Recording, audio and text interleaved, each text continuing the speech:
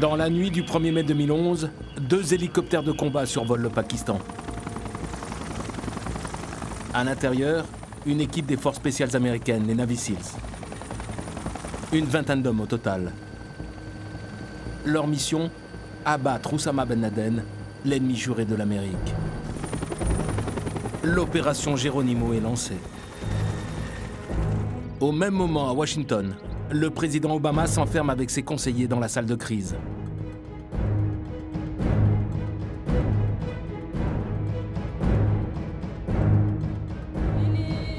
Dans une maison au Pakistan, Ben Laden regarde le journal d'Al Jazeera, comme tous les soirs. Un peu avant minuit, les hélicos arrivent en vue d'Abbottabad, une ville au nord du Pakistan. Le destin est en marche.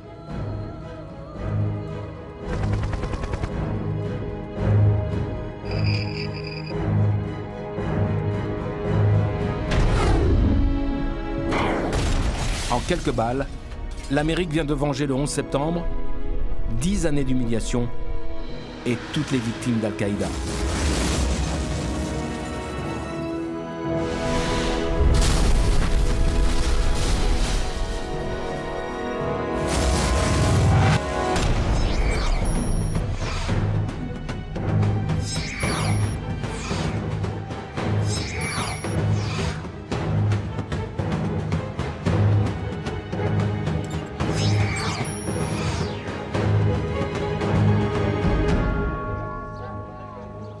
Le lendemain du raid américain, toute la ville d'Abbottabad accourt.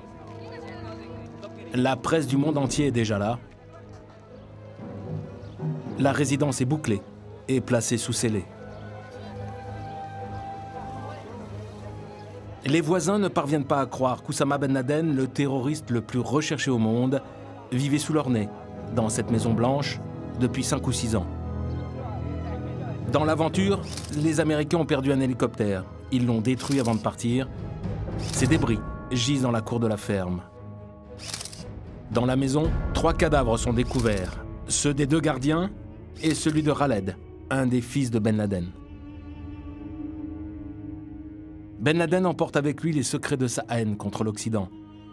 Mais sa mort laisse entier les mystères de cette chasse à l'homme. Que s'est-il vraiment passé cette nuit à Abbottabad? Pourquoi a-t-il fallu 10 ans à l'Amérique pour le retrouver?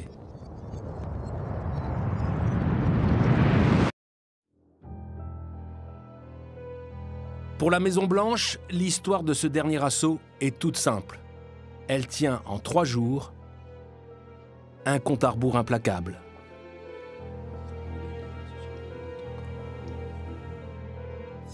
Ça commence le vendredi 29 avril, 3 jours avant la mort de Ben Laden.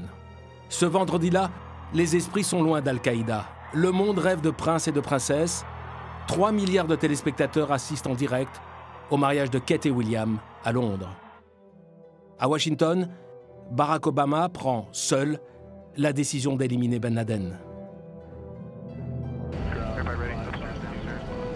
Dans la soirée, le go final est donné.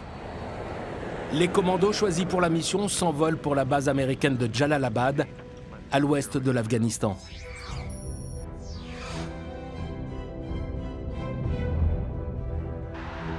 Ce samedi, le Pakistan triomphe. Son équipe de cricket écrase la Barbade dans un match historique. À cause d'un orage violent sur Abbottabad, le raid américain est reporté au lendemain. En fin de journée de ce samedi 30 avril, Barack Obama rejoint l'hôtel Hilton avec sa femme Michelle. Ladies and gentlemen, the President of the United States. Ils assistent à l'événement le plus couru de Washington, le dîner des journalistes accrédités à la Maison-Blanche. Un exercice de style toujours placé sous le signe de l'humour. Et quand le comique de service rejoint la tribune, il va parler de Ben Laden. Personne ne comprend pourquoi. Tout le monde croit que Ben Laden se cache dans les montagnes de l'Hindu Kush. Mais vous saviez que c'est lui qui anime le show de fin d'après-midi à la télé? Barack Obama se contente de rire. À ce moment-là, seuls les très proches du président savent que Ben Laden passe sa dernière nuit dans cette maison.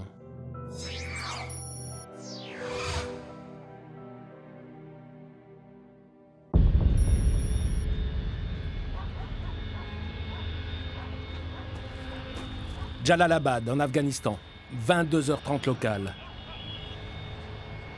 Sur la base américaine, 2 hélicos de transport Chinook et 2 hélicos de combat Black Hawk sont vérifiés une dernière fois.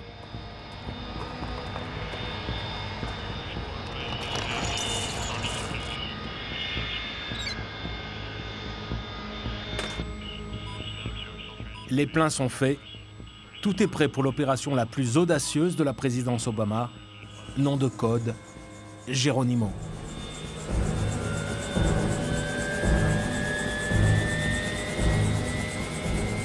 Pour passer inaperçus, les hélicoptères de combat ont été revêtus d'une peinture de camouflage. Les pales et les hélices équipés de silencieux.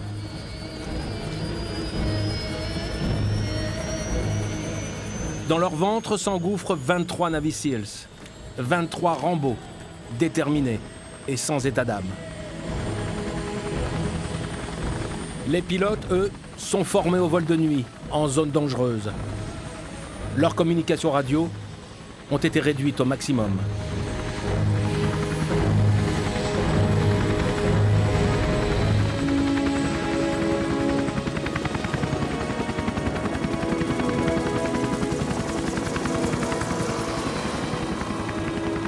Durant le vol, le silence est de rigueur, la tension réelle.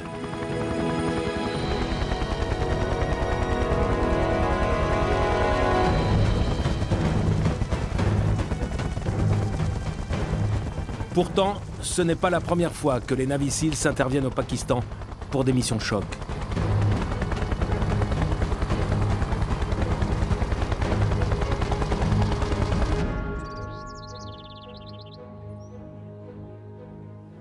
Sur la base militaire d'Andrews, près de Washington, Barack Obama fait son parcours de golf, comme tous les dimanches.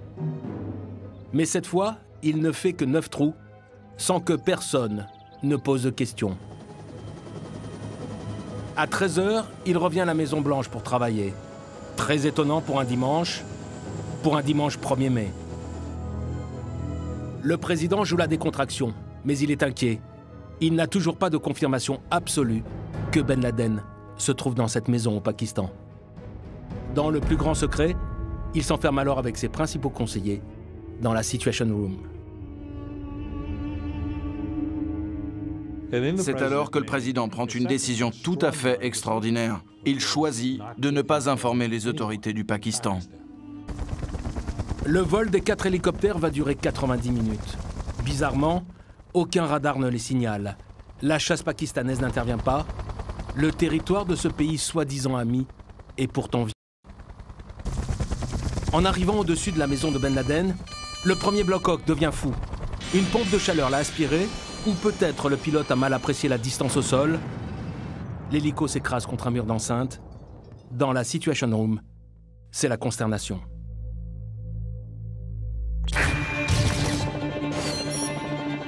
Cela n'empêche pas les commandos américains de poursuivre leur mission.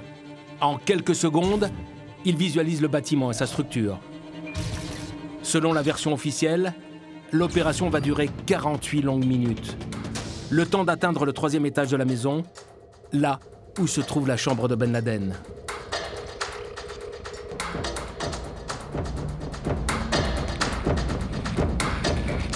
Le chef d'Al-Qaïda est abattu de 2 balles, une dans la tête, l'autre dans la poitrine.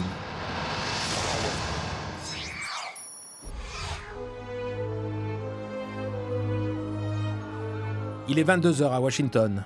Les lumières sont encore allumées à la Maison-Blanche. C'est plutôt rare pour un dimanche soir. En fait, Barack Obama veut annoncer la nouvelle au monde entier, sans attendre. Good evening.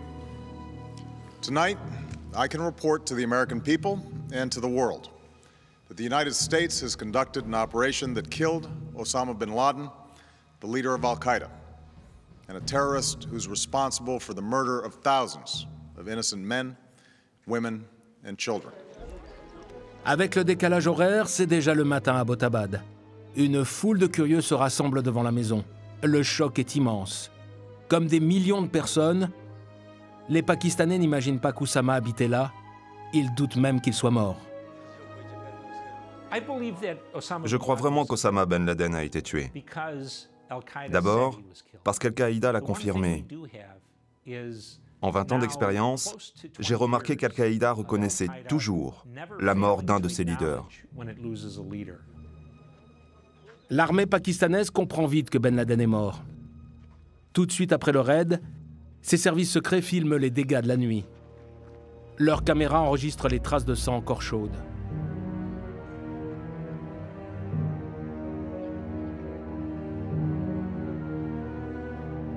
Dans cette maison vivaient Ben Laden et 3 de ses femmes.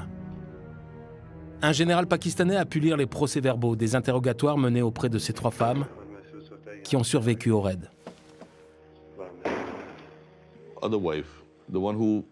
La plus cultivée des 3 femmes, Khairi avait sa chambre juste en face de celle où dormaient Osama et Amal, sa plus jeune femme. Quand elle est descendue du 3e étage, elle a regardé le corps de son fils et a récité une prière. Elle a identifié le cadavre et a dit « C'est mon fils, Khaled Ben Laden ». Le policier a alors compris qu'il s'agissait de la famille Ben Laden. Il était interloqué. Après l'étonnement, vient la question évidente. Mais alors où est Osama Ben Laden? Et la femme a répondu.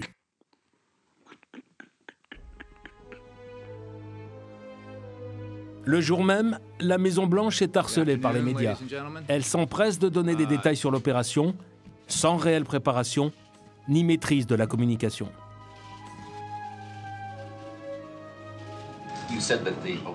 Vous avez dit que Ben Laden avait été engagé dans une fusillade. Est-ce qu'il a eu le temps d'attraper une arme? Est-ce qu'il a lui-même tiré? Vous avez Ben Laden. Il attend cette attaque dans sa maison à plus d'1 million de dollars, isolé et loin de ses bases arrières. Soudain, il se cache derrière sa femme. Il la projette en avant pour en faire un bouclier.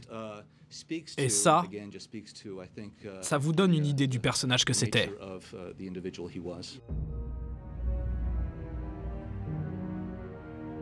Cette version va évoluer avec le temps. Quelques jours après, les responsables américains reconnaissent que Ben Laden n'a pas tiré et qu'il ne s'est pas protégé derrière Amal, sa plus jeune femme. À Washington, de nombreux experts commencent à douter de l'histoire officielle.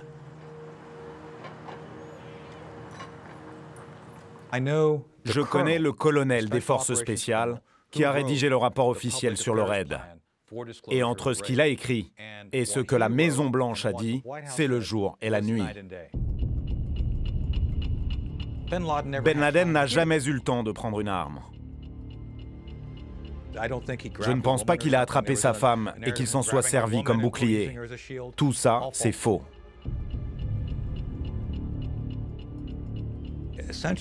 Ben Laden était groggy, émergé du lit. Il n'a sans doute pas réalisé qui lui tirait dessus. Il a vu des gars surgir de l'ombre, surarmés, avançant sur lui. Il n'a pas su si c'était des Pakistanais, des gens d'Al-Qaïda. Il est sans doute mort sans savoir qui l'a tué. Les commandos repèrent la porte. Ils l'explosent, voient quelqu'un en train de se lever, ils tirent, point la ligne.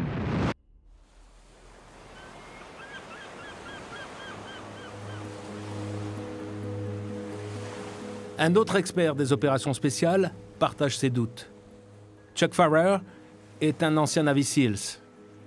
D'après son expérience, il est inconcevable que le raid ait duré 48 minutes.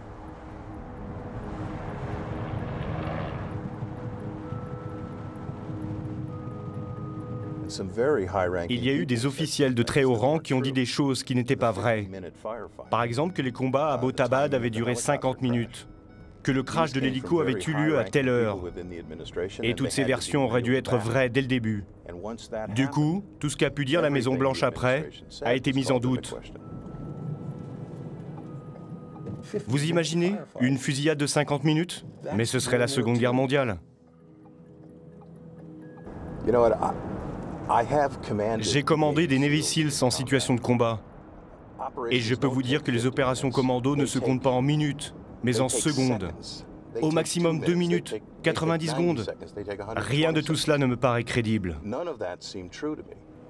Pourquoi la Maison-Blanche aurait-elle menti sur ces détails? Pour couvrir une erreur de communication? Ou des secrets militaires? En tout cas, elle a refusé toutes nos demandes de clarification. Pour Washington, l'opération Geronimo est un cold case, une affaire classée. Que s'est-il vraiment passé cette fameuse nuit à Abbottabad? Pour le savoir, nous avons mené une longue enquête au Pakistan. Un pays tourmenté, surpeuplé et cerné d'ennemis. Pour se défendre, le Pakistan s'est offert l'arme nucléaire, la première bombe atomique musulmane. À l'intérieur, la société a trouvé des boucs émissaires, l'Occident et l'Amérique. Et les grandes villes du pays se sont islamisées radicalement.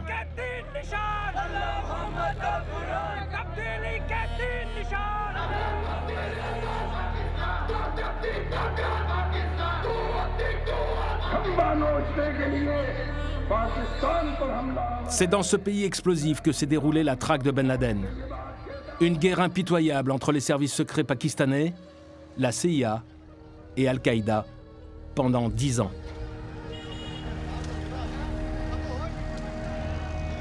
En nous appuyant sur les confidences d'espions américains et pakistanais, nous avons reconstitué, au plus près, les moments forts de cette chasse à l'homme.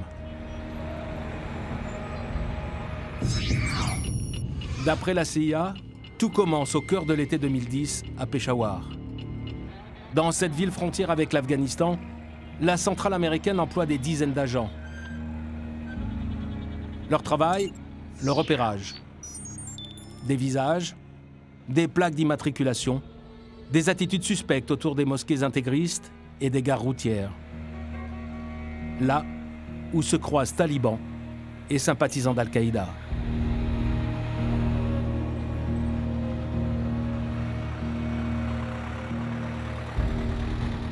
Ce jour-là, un espion pakistanais surveille le quartier de Badaber, un carrefour névralgique de Peshawar.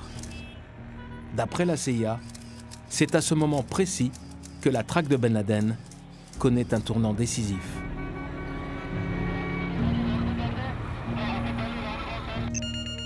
Soudain, un satellite américain enregistre une conversation entre un membre d'Al-Qaïda et cet homme qui avance dans le marché près de la gare routière. L'information est aussitôt transmise sur le terrain. La discussion dure.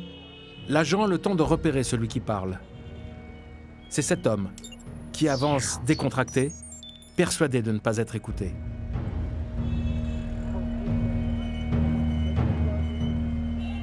Problème, la conversation s'arrête. L'homme raccroche, enlève la batterie de son portable, ainsi que la carte SIM.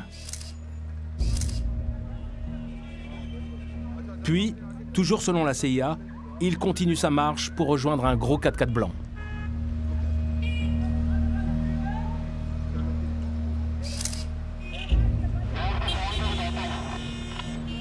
Pour ne pas le perdre, l'espion à la solde des Américains n'a pas le choix.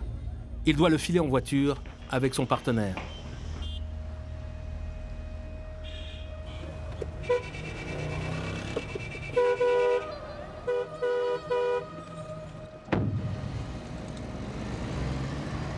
Et c'est la filature dans les rues de Peshawar.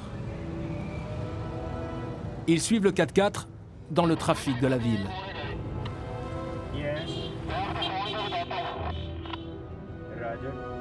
L'homme traverse les faubourgs et quitte bientôt Peshawar.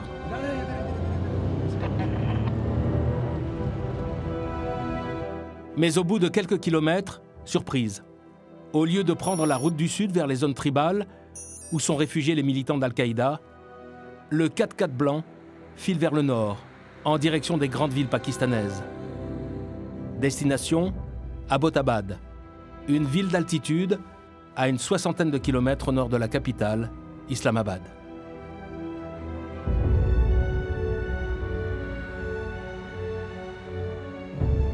Après 1 heure de route, le 4x4 bifurque. Il dépasse le centre-ville et les emmène à la lisière d'un bourg appelé Bilal Town. Bientôt, il s'arrête devant une grosse villa fortifiée. C'est une première piste. Les espions de la CIA ne se doutent pas alors qu'elle est capitale.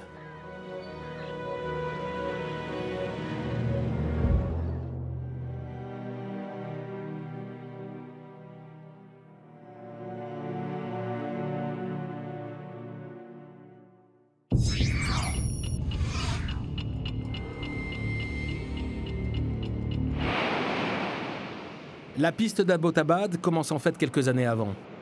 À 10 000 km de là, à Cuba, dans une petite baie perdue au sud-est de l'île, la base américaine de Guantanamo.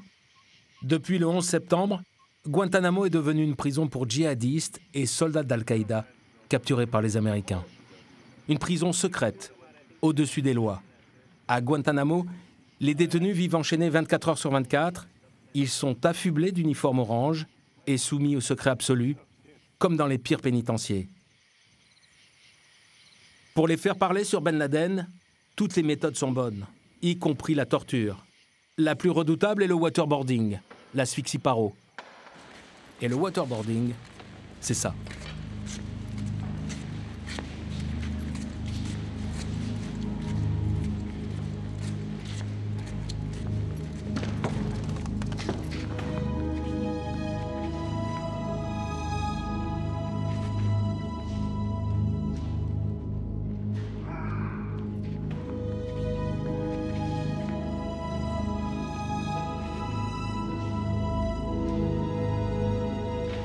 L'interrogatoire est efficace. La sensation de noyade est insoutenable. Les plus endurcis ne tiennent qu'une vingtaine de secondes. Obligés de lâcher un nom, ou plusieurs.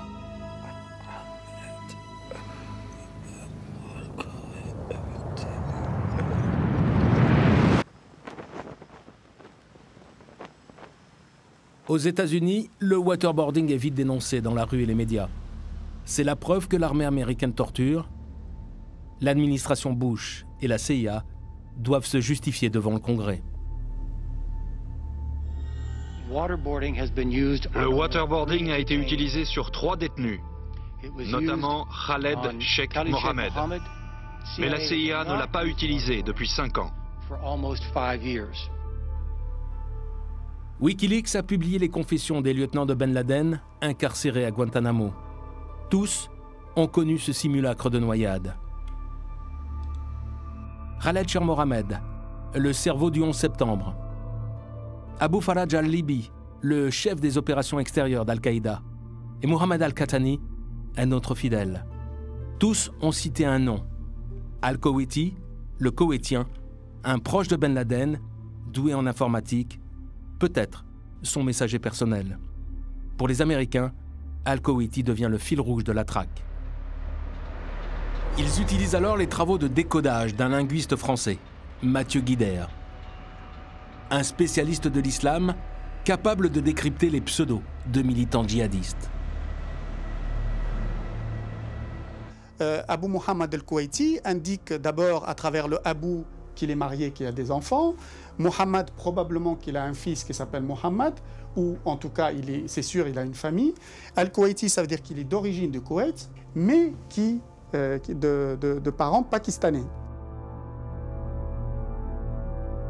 Et à partir de cela, l'idée c'est de dire à chaque fois que le système global de détection de renseignement américain capte par exemple une communication entre une femme et un homme dans laquelle apparaîtrait Mohammed, et en particulier si la communication part du Koweït vers le Pakistan ou part du Pakistan vers le Koweït, eh bien, c'est que c'est intéressant, on peut travailler dessus.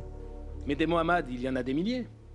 Oui, mais des Mohammed avec un Abu et une c'est-à-dire un père et une mère qui s'appellent l'un du Pakistan ou d'Afghanistan, l'autre au Koweït et inversement, il n'y en a pas beaucoup. L'information est précieuse. Elle va permettre de trouver le téléphone d'Al-Kuwaiti. C'est le travail de la NSA, l'agence américaine d'espionnage électronique. Les yeux et les oreilles de l'Amérique.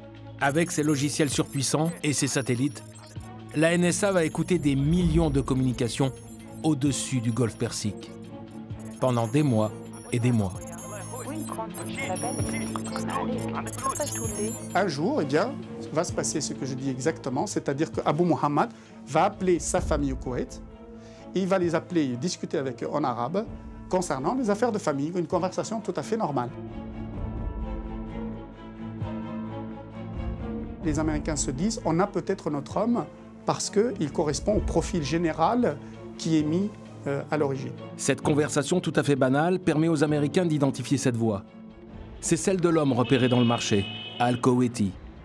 Al-Kuwaiti et son timbre de voix sont désormais dans les ordinateurs américains.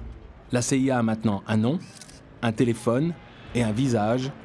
En suivant Al-Kuwaiti jusqu'à Abbottabad, ils ont aussi une adresse.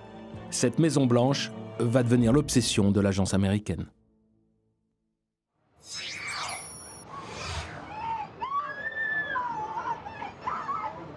Retour sur le 11 septembre 2001. Les tours de Manhattan qui s'effondrent. L'acte de guerre définitif entre Ben Laden et les Américains. Pendant une semaine, l'Amérique est anéantie. L'Empire, mortellement blessé.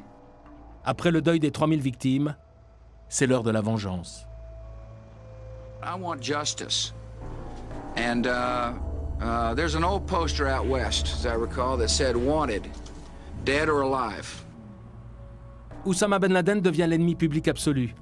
Sa tête est mise à prix, 25 millions de dollars pour toute information permettant de le retrouver.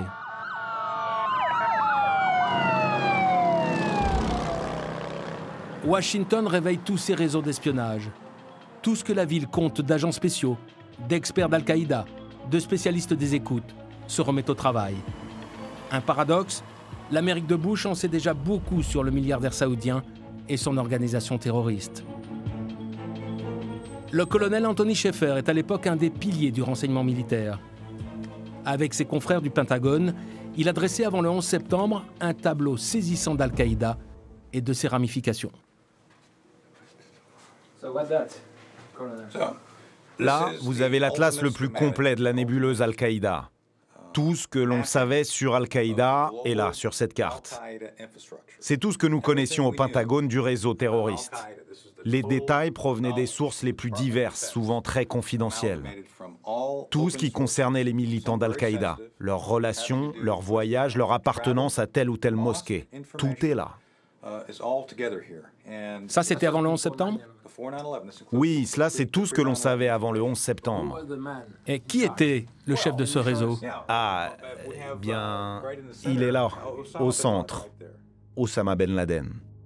Juste en dessous, Ayman al-Zawahiri, le docteur égyptien, souvent présenté comme le numéro 2 d'Al-Qaïda. La précision des informations est incroyable. Les Américains ont même repéré le cuisinier particulier d'Oussama, un certain Akram. Malgré cette encyclopédie, la lutte antiterroriste patine sévèrement. À l'époque, une violente guerre des services oppose le FBI, la CIA et les renseignements militaires. La CIA, par exemple, voulait être le maître du jeu dans cette histoire. Et donc, il dissimulait des infos pour que nous ne soyons pas impliqués. Les renseignements essentiels, ils ne les partageaient pas avec nous. Ce que faisait la CIA et ce que nous faisions étaient entièrement séparés, pour des raisons de sécurité et pour des raisons politiques. La CIA et le Pentagone, nous n'avons jamais beaucoup travaillé ensemble. Ne pas avoir forcé les agences à collaborer, c'est la première grave erreur de l'Amérique. Il y en aura beaucoup d'autres dans la traque de Ben Laden.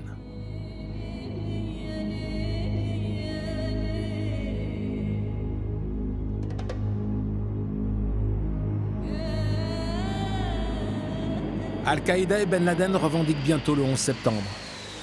Pour se venger, les Américains envahissent l'Afghanistan. En quelques semaines, ils s'emparent des villes une à une. Ils délogent les talibans, amis de Ben Laden. Celui-ci est obligé de se retrancher dans les montagnes de Tora Bora, à la frontière pakistanaise. Un repère qu'il avait aménagé pendant la guerre contre les soviétiques.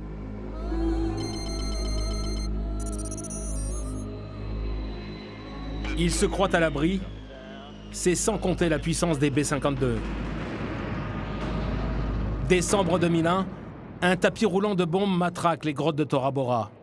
Ben Laden est coincé, les Américains pensent le tenir, mais pour une raison encore mal éclaircie, Oussama parvient à s'échapper. C'est le début d'une cavale de 10 ans. Après sa fuite de Tora Bora, nous n'avions plus aucune trace. Bruce Riddell est un ancien de la CIA, un expert du Pakistan et de l'Afghanistan. Il a d'abord aidé George Bush à la Maison-Blanche.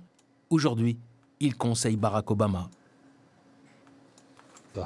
La piste de Ben Laden était froide, aussi froide qu'un glacier. Nous n'avions pas l'ombre d'une information sur l'endroit où il se trouvait. Et dans ces montagnes hostiles et impénétrables, impossible de retrouver qui que ce soit.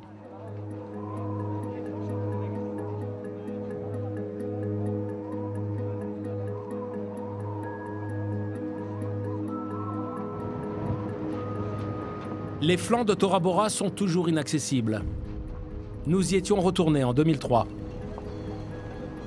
Pour grimper à Tora Bora, il fallait 8 heures éreintantes de 4x4 depuis Jalalabad, la grande ville la plus proche.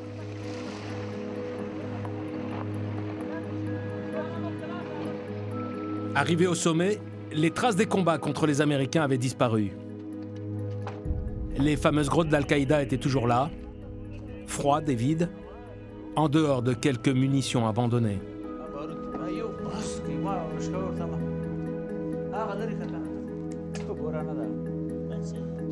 Mais personne n'avait oublié la présence du cheikh Oussama.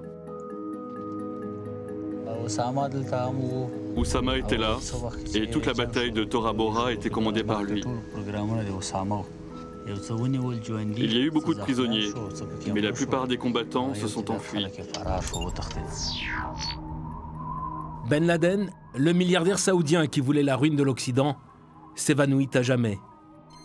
À partir de là, le terroriste le plus recherché au monde devient un fantôme. De Tora Bora, il a traversé la frontière et s'est retrouvé dans les territoires tribaux, là où Al-Qaïda était né et avait ses racines. De toute façon, ses fidèles se trouvaient là, au Pakistan.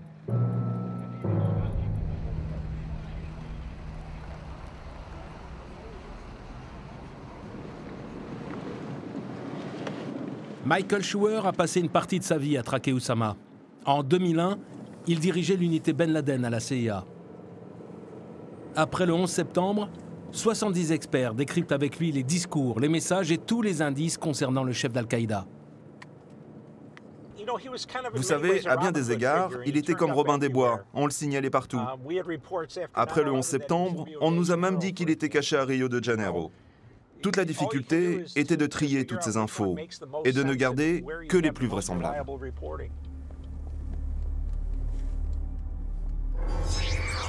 En 2001, cela fait longtemps que Ben Laden est fiché à la CIA. C'est lui qui aurait commandité les opérations contre les ambassades américaines au Kenya et en Tanzanie. En 1993, la justice des États-Unis l'avait déjà poursuivi pour le premier attentat de New York. En fait, depuis cette date, il est sur la liste des hommes à abattre du FBI et de la CIA.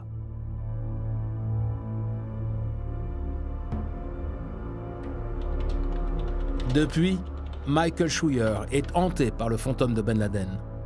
Il a même écrit un livre qui fait autorité. Il ne comprend pas pourquoi l'Amérique l'a raté si souvent. Entre 1998 et 1999, nous avons eu 10 occasions d'éliminer Osama Ben Laden. 2, où nous, la CIA, nous aurions pu le kidnapper. Et 8 fois où les renseignements militaires ont eu ses coordonnées exactes. Mais à chaque fois, le président Clinton et ses conseillers ont préféré ne pas agir.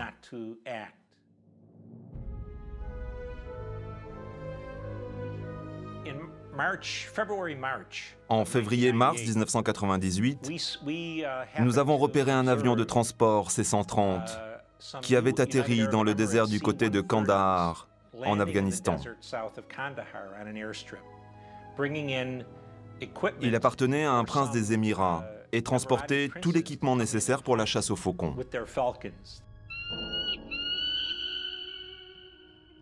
Ils ont construit un camp de tentes et nous, on observait la scène jour après jour. Une de nos sources nous a informé que Ben Laden allait venir rendre visite au prince. Nous ne savions pas vraiment pourquoi, mais nous pensions que c'était pour recevoir de l'argent, parce que ce prince aimait bien Ben Laden et qu'il avait toujours eu de bonnes relations avec Al-Qaïda.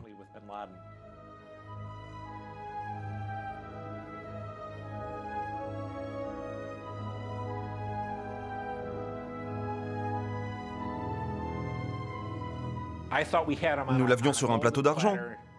Clinton allait devenir un héros, Ben Laden allait mourir, et on pourrait enfin passer à autre chose.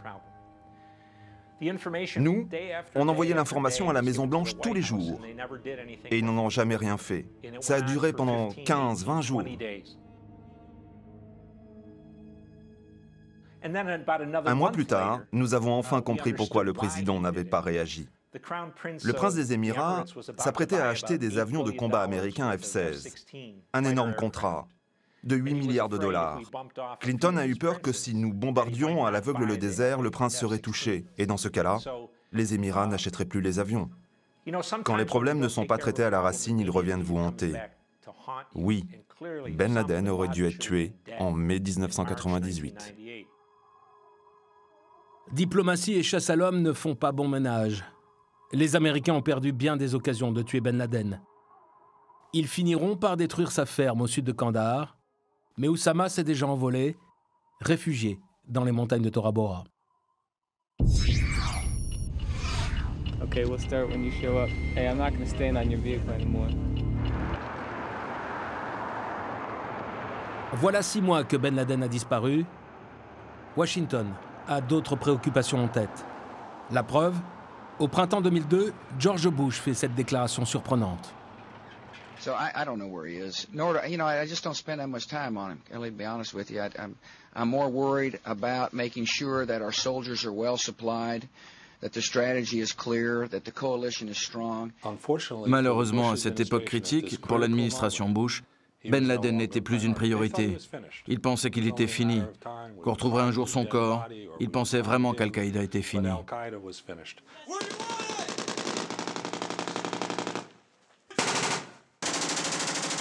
Même si Ben Laden reste introuvable, il est le prétexte de l'invasion américaine en Afghanistan.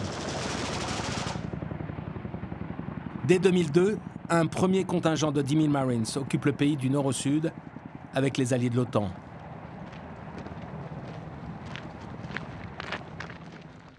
Leur préoccupation principale, pacifier le pays et gagner le cœur des Afghans.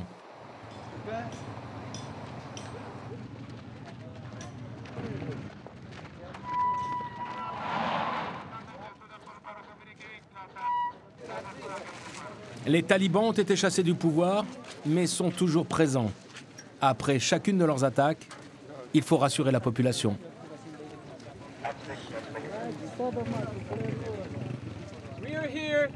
Nous sommes ici pour vous aider à reconstruire l'Afghanistan.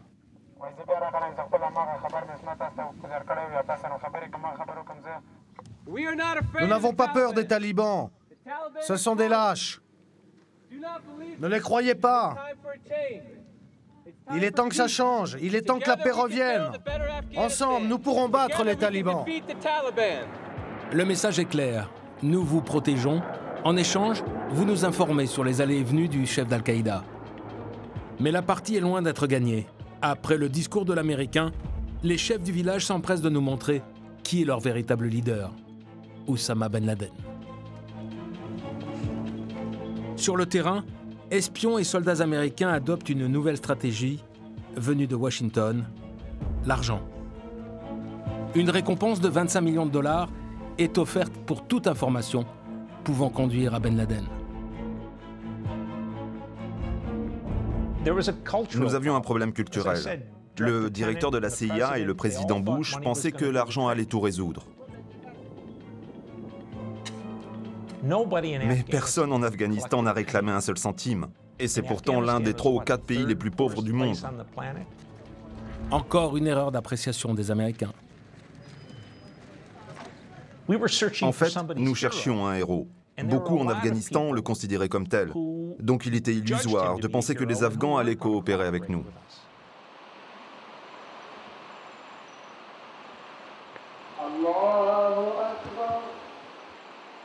Au même moment, au Pakistan, les mosquées intégristes et les madrassas résonnent de 1000 rumeurs sur le cheikh.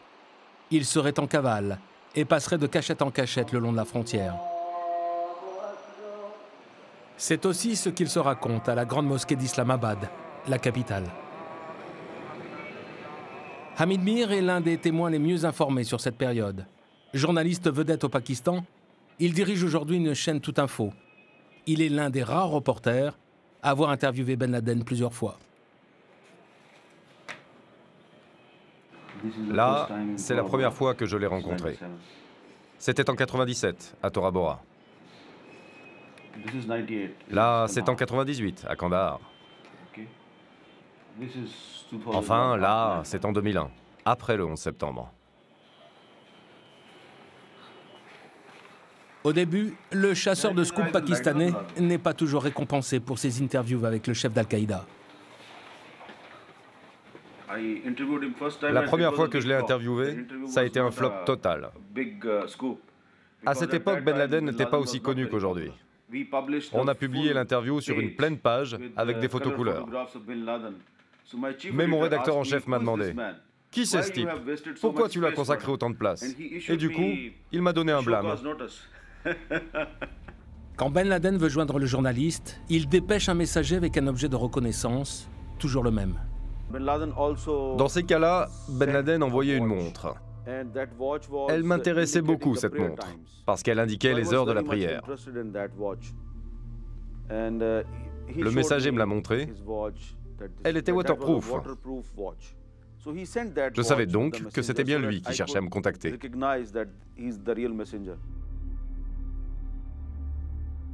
Le messager appartenait bien sûr à Al-Qaïda. Et grâce à lui, j'ai beaucoup appris sur Ben Laden.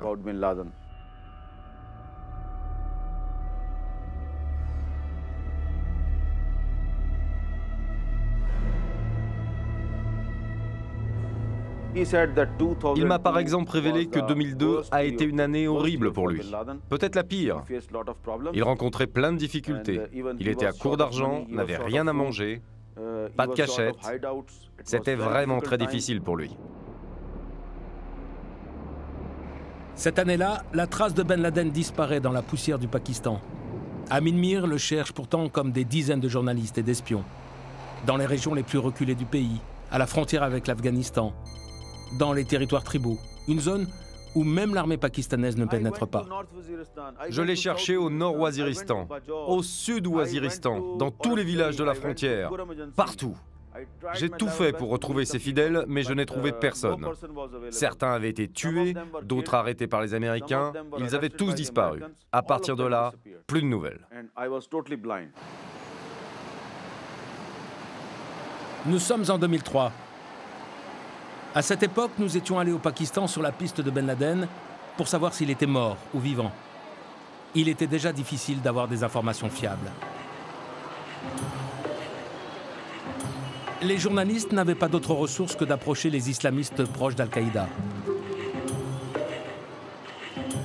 Dans cette mosquée de Karachi se réunissent les mollahs les plus influents de la ville, tous profondément intégristes. Un peu le fan club de Ben Laden. Il est évident que les caméras ne sont pas les bienvenues. Parmi eux, le moufti Nizamuddin Shamzai, célèbre au Pakistan pour avoir lancé une fatwa contre les juifs et les chrétiens bien avant Ben Laden.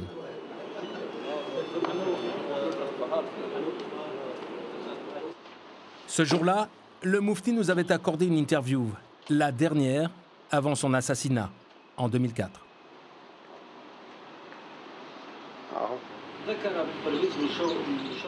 Le président du Pakistan a affirmé récemment que Ben Laden était vivant et qu'il était au Pakistan. Il est effectivement vivant, Dieu merci. C'est la vérité. Pardon, vous avez des informations à ce sujet? Je n'ai pas d'informations, mais je suis convaincu qu'il est vivant. Vous en êtes convaincu ou vous le savez? Tu vas te contenter de ce que je viens de te dire.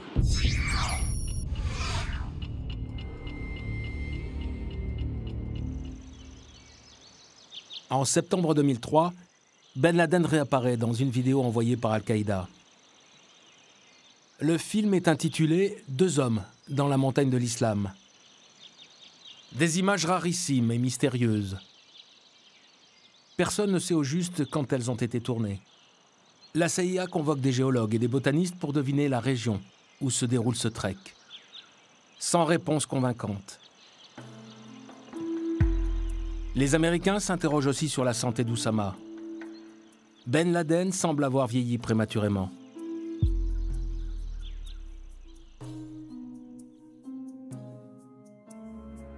Sur cette photo prise en Afghanistan pendant la guerre contre les Soviétiques, Oussama est encore jeune. Nous sommes en 87, il a à peine 30 ans. Mais au fil du temps, sa barbe et ses tempes trahissent un stress important, peut-être un mal profond. Et le voici au lendemain du 11 septembre, un jeune vieillard. Il n'a pourtant que 44 ans. Les rumeurs les plus folles circulent alors. On parle d'une grave maladie des reins et de la nécessité d'une dialyse. Jusqu'au 11 septembre, la plupart des rapports sur sa santé étaient faux. Nous n'avons jamais eu la preuve d'une maladie des reins ou de syndrome dégénératif. Après, il y a eu des vidéos. La CIA a convoqué des médecins et leur a demandé d'analyser sa santé. Mais aucun n'a fait la preuve d'une maladie quelconque.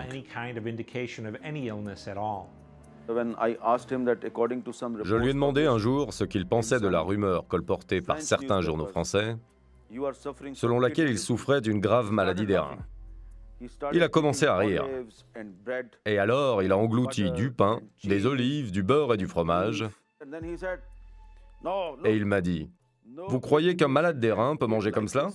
Je peux même galoper sur mon cheval pendant 70 km sans m'arrêter. » Et alors, moi aussi, j'étais obligé de rire.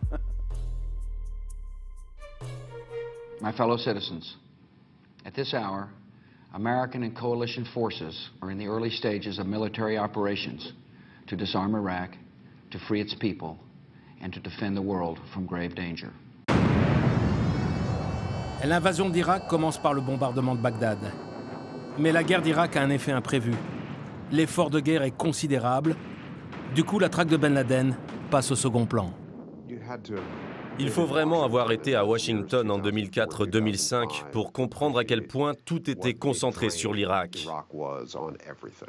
Les agences de renseignement, les écoutes de la NSA, les forces spéciales, les effectifs de l'armée, tout, absolument tout, allait vers l'Irak. Cela fait 3 ans maintenant que Ben Laden est en fuite. Il demeure introuvable, insaisissable. En 3 ans, la CIA n'a déniché aucune information fiable sur une cachette possible. Côté NSA, ce n'est pas mieux. Pendant cette période, ses satellites n'ont repéré aucun signal électronique. Et pour cause. Ben Laden a été très malin. Il a déjoué la NSA de façon très simple et très économique. Et vous savez comment? Il a simplement cessé d'utiliser l'électronique et il s'est entièrement retiré du monde extérieur. Vous avez ainsi l'agence de renseignement la plus sophistiquée, la plus efficace au monde, mise en échec par Ben Laden parce qu'il utilise des clés USB et ne se connecte plus jamais à Internet. Vieilli, caché au Pakistan, le chef d'Al-Qaïda a-t-il encore les moyens de nuire?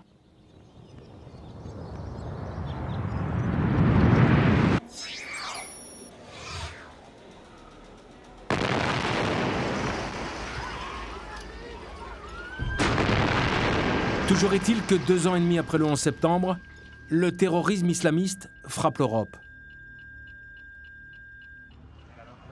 À Madrid, des trains de banlieue sont piégés par des attentats d'une violence inouïe. 200 morts, 1400 blessés. C'est un avertissement à l'Espagne qui soutient George Bush en Irak. Un an après, c'est au tour de Londres. Plusieurs rames de métro sont touchées et un bus à l'Impériale, 55 morts, 400 blessés. Les attentats ne sont pas revendiqués par Al-Qaïda, mais il est évident qu'ils sont inspirés par Ben Laden et son djihad. Et tant qu'il sera vivant, il fera des émules. Du coup, Ben Laden redevient une cible pour tous les services antiterroristes, aux États-Unis comme en France.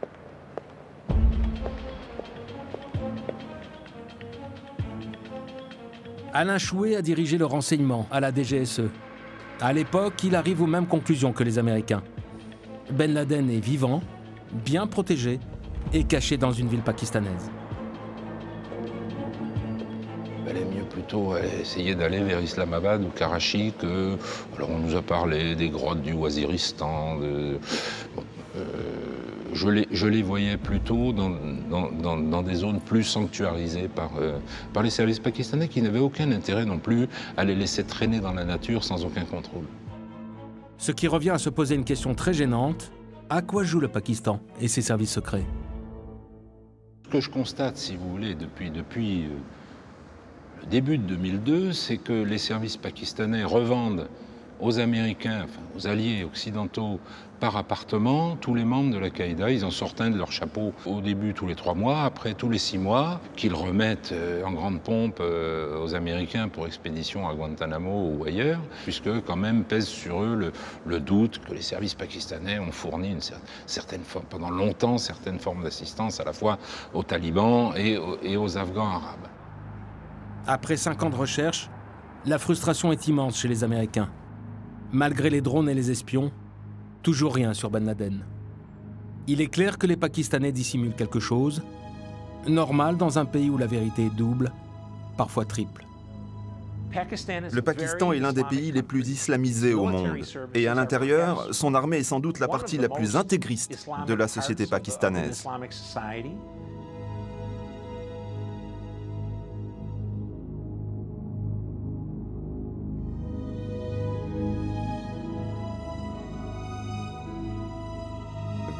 Les Américains imaginaient que l'ISI, les services secrets pakistanais, cherchaient Ben Laden. En fait, l'ISI le protégeait. Quand les Pakistanais nous disaient qu'il fallait chercher Ben Laden au Waziristan, nous aurions dû le chercher ailleurs, et bien avant.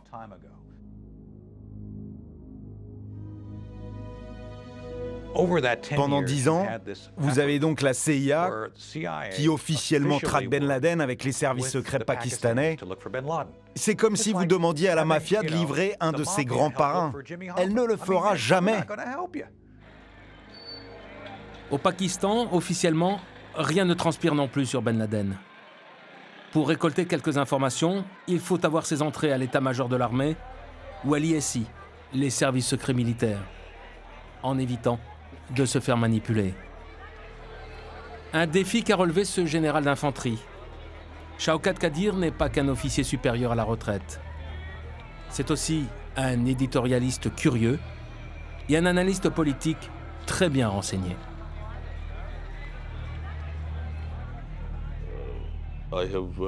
Avec les années, j'ai fini par avoir beaucoup d'amis dans les territoires tribaux. Des deux côtés de la barrière. Certains sont des talibans, d'autres non. Pendant 10 mois, Shaukat Qadir arpente les zones tribales au Waziristan, le long de la frontière avec l'Afghanistan. Il reprend toute l'enquête sur Oussama, seul et à ses frais. Il interroge tous ceux qui ont vu et hébergé Ben Laden après sa fuite de Tora Bora. Et ce qu'il apprend est tout à fait étonnant. Ben Laden a quitté assez vite l'endroit où il se trouvait au sud de Waziristan. Les gens d'Al-Qaïda ne voulaient pas qu'il reste là-bas. Il arrive dans la vallée de Swat en 2004. À cette époque, le numéro 3 d'Al-Qaïda, Aboud Faraj al-Libi, pensait qu'Osama serait plus en sécurité dans les quartiers protégés d'une ville. Il en avait trouvé une qui lui semblait très bien, Mardan, à une quarantaine de kilomètres de Peshawar.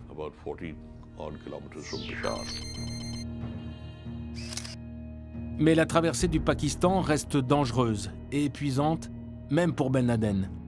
Des témoins affirment qu'il a du mal à se déplacer, qu'il faut parfois le porter sur le dos, que sa concentration faiblit.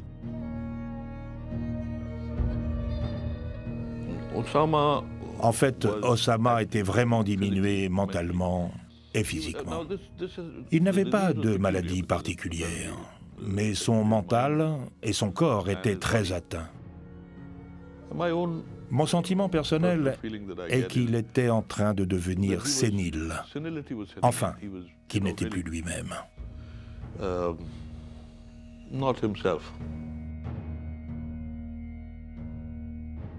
Le problème d'Al-Zawahiri était qu'Osama voulait encore se mêler de tout, des opérations à venir comme de leur planification.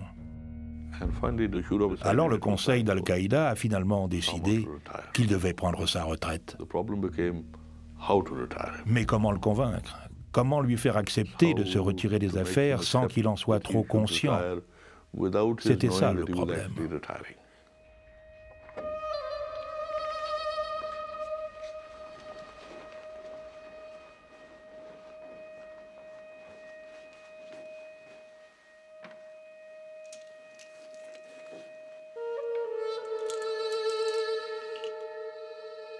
Incroyable.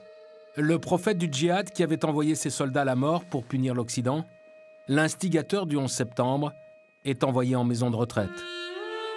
Tout le problème pour Al-Qaïda est de trouver un endroit sûr.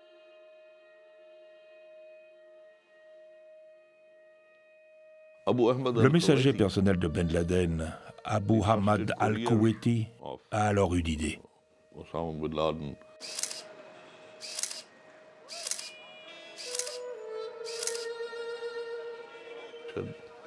Il propose Abbottabad. Pourquoi Abbottabad? Parce que ce n'est pas une zone tribale, donc surveillée, et qu'Osama pourra y passer inaperçu. Je lui trouverai une maison là-bas, je m'occuperai de lui. C'est sans doute la meilleure cachette pour notre chef.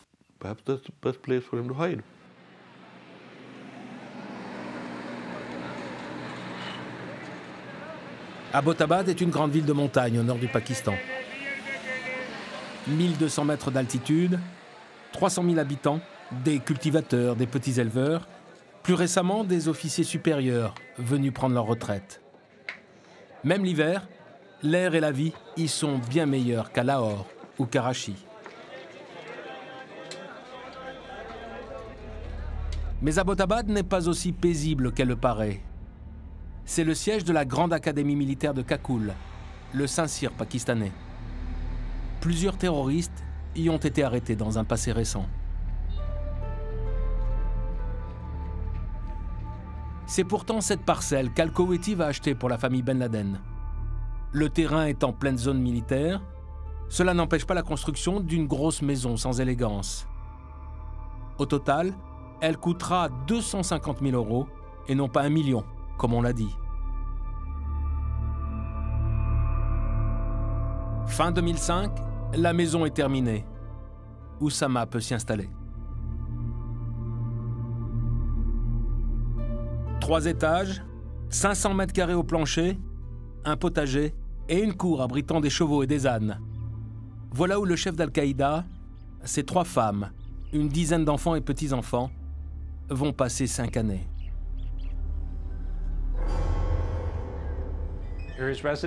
Sa résidence à Abbottabad était très simple, très rudimentaire. En tout cas, sous-équipée selon nos standards. Mais cette maison ressemblait à ce qu'était Ben Laden. Il n'aimait pas l'électricité, il n'aimait pas que ses enfants mettent des glaçons dans leurs boissons, à l'image de l'homme ascétique qu'il était. Il pensait que le luxe amollissait l'enthousiasme et la foi religieuse.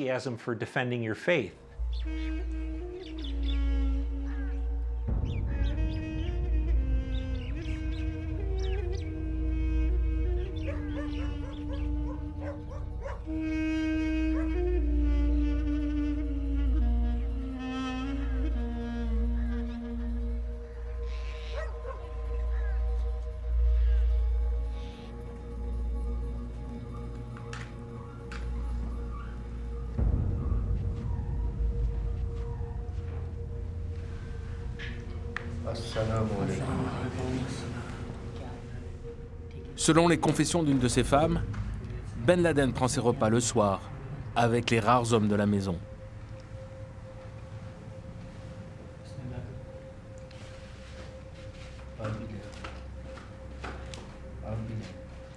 Son fils, Khaled, 22 ans, et Al-Kuwaiti, le messager qui transmet son courrier dans des cybercafés loin d'Abbottabad.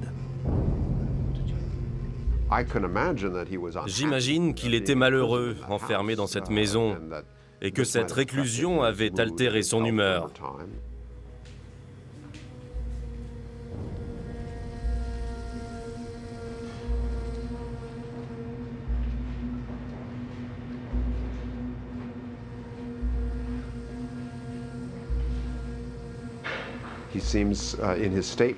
Dans ses discours de l'époque, il y a toujours cette flamme, celle d'un chef engagé dans la cause du djihad.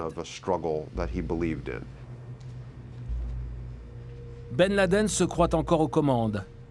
Régulièrement, il enregistre une vidéo. Il n'y en avait pas eu depuis 2004. C'est souvent artisanal, devant un rideau mal repassé, et il se teint la barbe pour ne pas tuer le mythe Ben Laden. Mais est-ce que quelqu'un écoute encore ses discours? Pour lui, l'important est sans doute de faire savoir qu'il existe encore.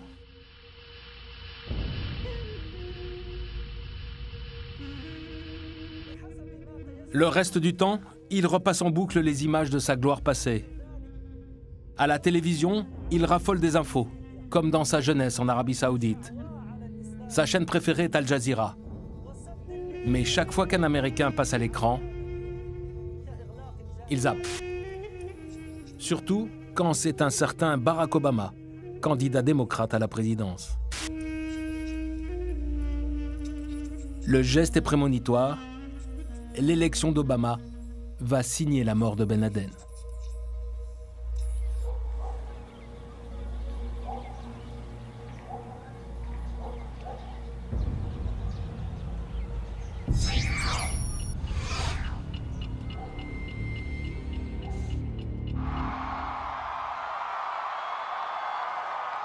Novembre 2008, l'Amérique change de visage et de style. Un président noir et démocrate accède à la Maison-Blanche. Mais peu d'observateurs remarquent qu'il est aussi élu sur une promesse électorale. If we have Osama bin Laden in our sights and the Pakistani government is unable or unwilling to take them out, then I think that we have to act, and we will take them out. We will kill bin Laden, we will crush Al-Qaeda. That has to be our biggest national security priority.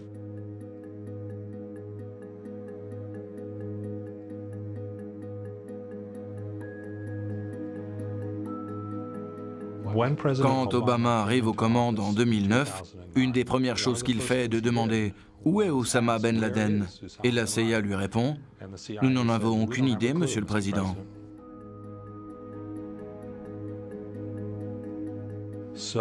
Alors, Obama prend le directeur de la CIA à part et lui dit « Je sais que vous avez beaucoup de travail à faire, mais votre priorité numéro 1 est de trouver Osama Ben Laden. » Dès les premières réunions de travail, Barack Obama prend une décision capitale. Relancer le programme de drones au-dessus du Pakistan. Les drones d'observation, mais aussi les redoutables Predator, ceux qui tuent à distance. Comme dans un jeu vidéo, réel celui-là.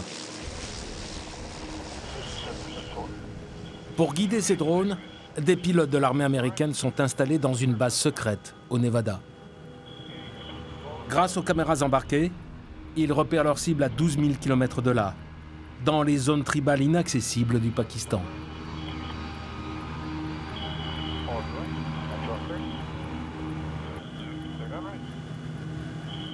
D'un mouvement de manette, c'est la mort en direct.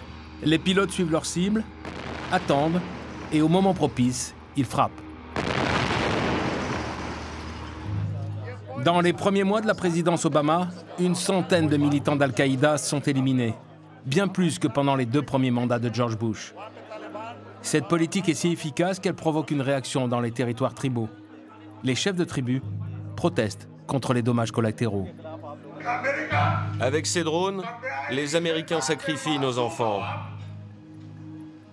Les attaques contre nos villages doivent cesser immédiatement. On ne demande rien aux Américains, alors qu'ils nous laissent en paix.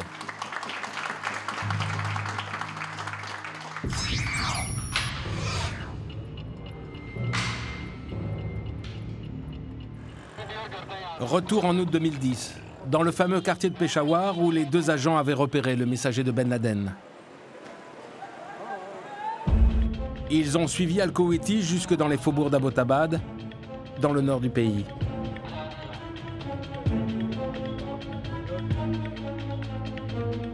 Le 4x4 s'est garé dans cette grande bâtisse blanche. À l'époque, les agents se doutent qu'un membre important d'Al-Qaïda y habite, sans savoir lequel. Immédiatement, Léon Panetta, le directeur de la CIA, relaie l'information au président américain. Ce que je comprends, c'est qu'il y a une nouvelle étape. La CIA dit « Nous pensons que nous avons localisé une maison à Abbottabad ». Mais il y a encore beaucoup de sceptiques qui pensent « Non, il ne peut pas être là, non, vraiment ».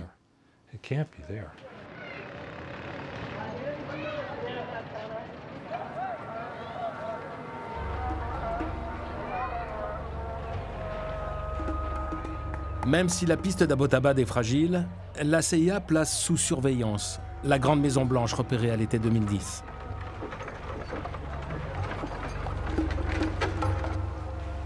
Deux agents locaux sont envoyés à Abbottabad dans la plus grande discrétion.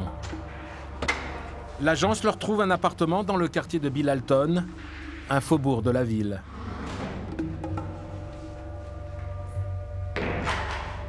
À ce moment-là, ils ne savent pas qui ils vont épier, qui peut habiter dans la maison. Ce qu'on leur demande, c'est d'amasser un maximum de détails sur l'habitation et ses occupants.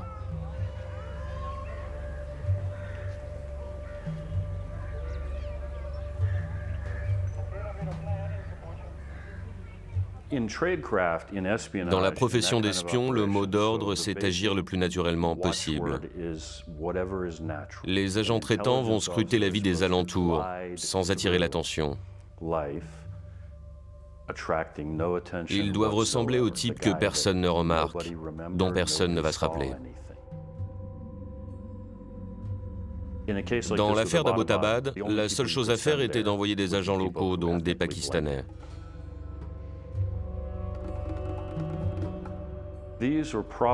C'étaient sûrement des auxiliaires qui n'étaient pas des agents de la CIA, mais qui pigeaient pour la centrale. On appelle ça des hommes ressources.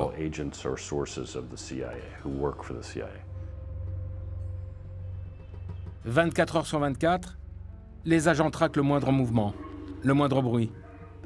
Ils cherchent à détecter une signature humaine ou électronique. Ils détaillent toutes les caractéristiques du bâtiment. Cela donne lieu à un rapport quotidien. Si vous observez bien le bâtiment, il y avait des murs très hauts, un peu plus de 4 mètres. De l'extérieur, impossible donc de voir ce qui se passait dedans. De plus, il n'y avait aucun appareil électronique, pas de ligne de téléphone, pas de connexion Internet. Ça ressemblait vraiment à une cachette. Cette maison ressemblait beaucoup à celle qu'habitait Ben Laden à Khartoum, au Soudan. J'ai moi-même fait beaucoup de surveillance comme ça. À Abbottabad, les agents avaient une indication. Ben Laden pouvait habiter dans cette maison. Leur premier travail est donc de confirmer cette information. Ensuite, de tout savoir sur la vie de cette maison.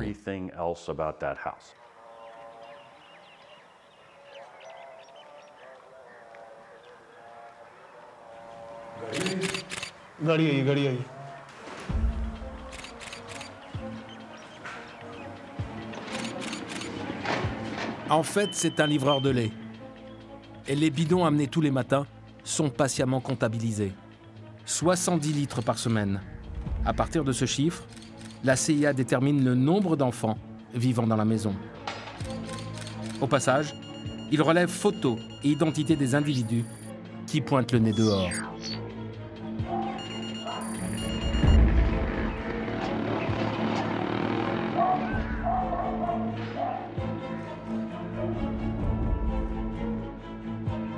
Au sol, une autre équipe de la CIA épaule les agents de la maison. Régulièrement, elle filme la résidence de Ben Laden avec des caméras thermiques, celles qui enregistrent la chaleur humaine. En quelques semaines, ils apprennent que 22 adultes et enfants cohabitent en permanence dans la ferme. Ils planquent aussi autour de la maison à l'affût du moindre indice. Par exemple, quand un enfant s'échappe dans la rue. Quel âge a-t-il? À qui appartient-il? Tout indice est bon à prendre. Tout doit être relevé, même les plus petites informations. C'est un énorme travail d'observation.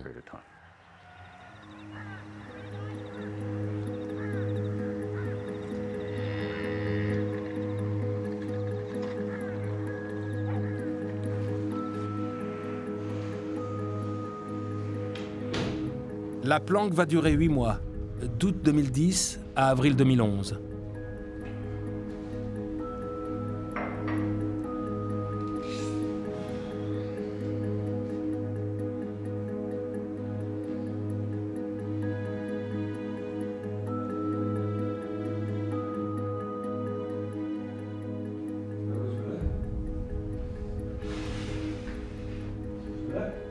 À tour de rôle, les agents collectent une masse d'informations sur la vie quotidienne de leurs étranges voisins. Par exemple, qu'ils brûlent leurs déchets, que les enfants ne vont pas à l'école. Mais après 8 mois de surveillance, ils n'ont jamais aperçu Ben Laden et n'ont jamais pu approcher de la maison. Ils vont alors imaginer un stratagème pour y pénétrer. D'après ce que j'ai compris, ils ont essayé de prélever l'ADN de Ben Laden pour confirmer sa présence dans la maison. L'idée était de faire du porte-à-porte sous couvert d'une campagne de vaccination. La CIA recrute en effet un médecin pakistanais, le docteur Afridi. Elle le charge d'organiser une fausse campagne de vaccination contre la polio, une ruse pour approcher de la maison. Une fois là, le docteur et ses infirmières devront essayer de prélever l'ADN d'une femme ou d'un enfant de Ben Laden.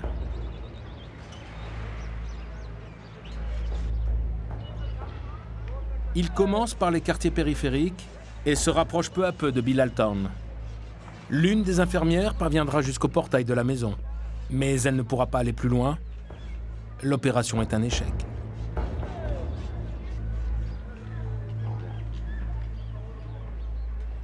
La veille du raid, la présence d'Oussama dans la maison n'est toujours pas prouvée. La probabilité ne dépassera pas les 60%. Les Américains vont tout de même tenter le tout pour le tout. À ce moment-là, nous avions le meilleur dossier jamais réuni sur Ben Laden depuis Tora Bora. C'est cette masse d'informations qui nous a poussés à agir. C'est aussi ce qui a décidé le président à lancer l'attaque.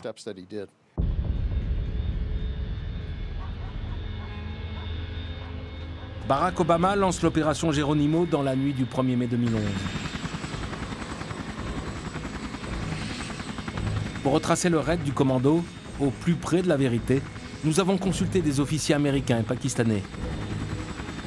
Tous nous ont confirmé les fondamentaux de ces opérations choc.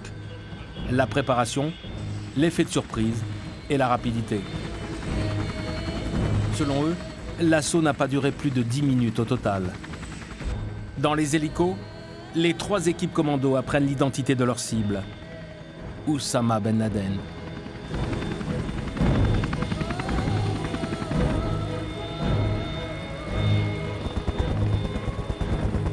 D'après nos sources, la première équipe saute sur le toit de la maison. Sa cible, la chambre de Ben Laden, située juste en dessous.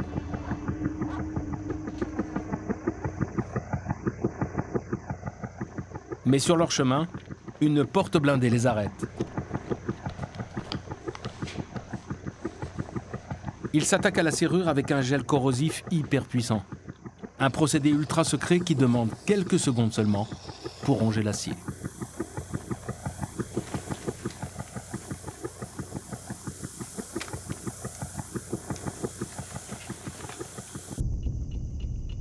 Les 2 autres équipes sont en place. Il faut comprendre qu'à partir de ce moment, les 3 groupes vont agir simultanément avec un effet de surprise total. Ils n'attendent plus que le feu vert du chef de l'opération. En appui autour de la maison, des snipers venus d'Afghanistan. Ils sont chargés de protéger les Américains en cas de problème.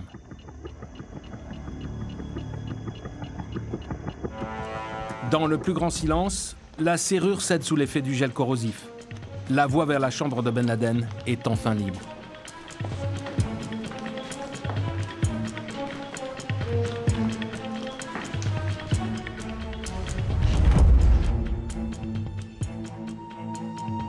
Au rez-de-chaussée de la maison, la porte est ouverte à l'explosif. La 2e équipe s'engouffre.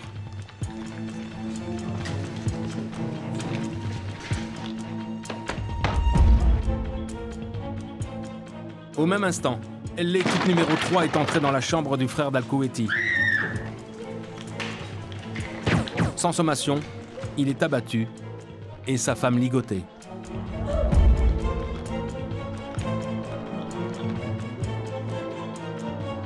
À la même minute, l'équipe numéro 1 est parvenue dans le couloir du 3e étage. L'étage de Ben Laden.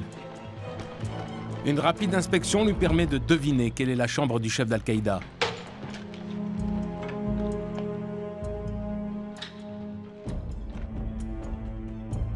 Retour au rez-de-chaussée. Les commandos visualisent le messager de Ben Laden et sa femme. Ils sont tués sur le champ.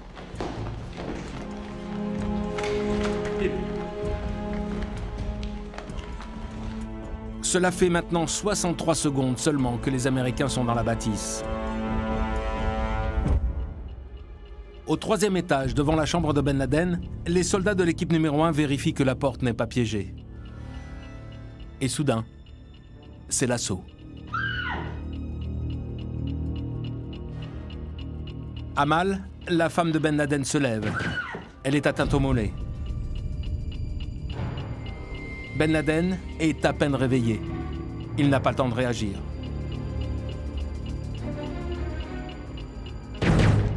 Il est atteint de 2 balles fatales, l'une dans la poitrine, l'autre dans la tête. Le chef d'Al-Qaïda s'effondre. Il n'a jamais été question de le ramener vivant.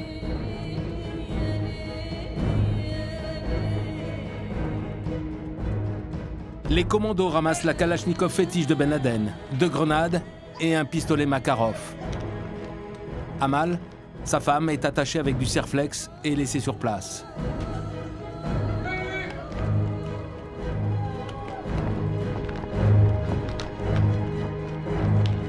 En descendant, le groupe d'assaillants trouve un homme au bout de leur fusil MP5. Il tombe instantanément sous les balles américaines. C'est Khaled, l'un des fils de Ben Laden.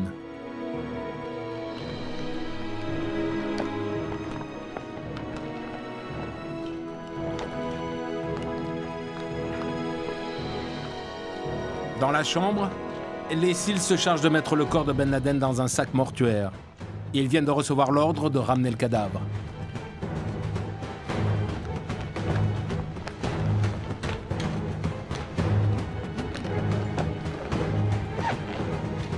C'est la fin de l'opération Geronimo, le dernier voyage d'Oussama Ben Laden.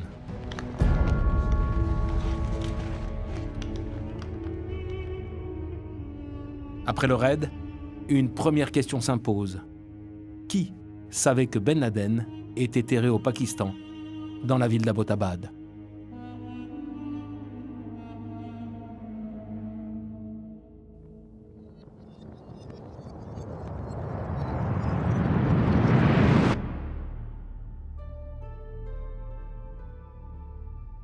Le bon sens veut que, je ne dis pas le pouvoir pakistanais, mais le bon sens veut qu'un certain nombre de responsables militaires ou des services pakistanais ne pouvaient pas ignorer la présence de Ben Laden à Abbottabad. On versait au Pakistan 2 milliards de dollars par an pour financer les opérations militaires, précisément parce qu'il y avait là-bas quelqu'un qui valait cette somme. Et ce quelqu'un, c'était Ben Laden. Et les Pakistanais, de leur côté, savaient très bien que si Ben Laden était découvert et tué, les Américains n'auraient plus du tout le même intérêt pour l'armée pakistanaise. Qui savait que Ben Laden était là? À quel niveau de l'armée pakistanaise se trouvaient les complices qui cachaient Ben Laden depuis 6 ans à Abbottabad?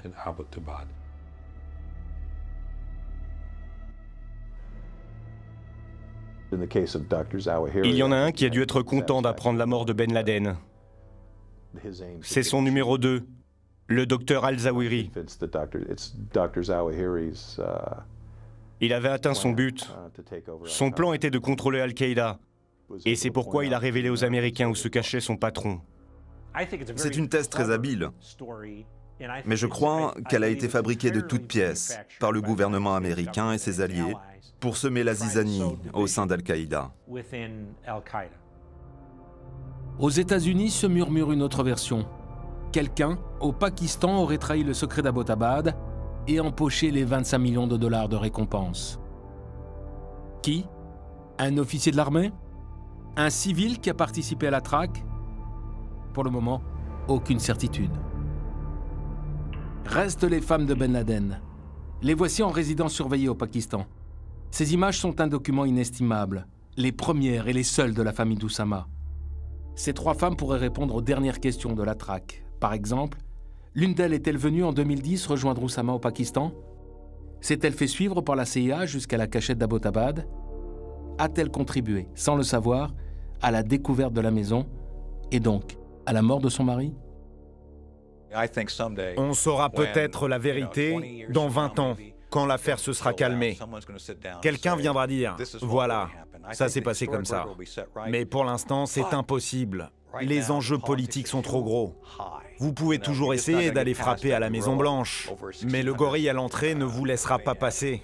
Non, c'est sûr, vous n'apprendrez rien de l'administration. Selon les Américains, le corps de Ben Laden a été immergé au large de l'océan Indien. Le docteur Afridi, responsable de la fausse vaccination, a été arrêté. Sa famille est toujours sans nouvelles. Au Pakistan, une commission a été chargée de faire toute la lumière sur le raid. Elle n'a toujours pas remis son rapport. 8 mois après la mort de Ben Laden, la fameuse maison a été détruite par l'armée pakistanaise, comme s'il fallait effacer à jamais l'épisode d'Abbottabad. Cette nuit-là, les Américains ont peut-être tué un fantôme, mais une chose est sûre, le djihad et ses soldats n'ont pas encore rendu les armes.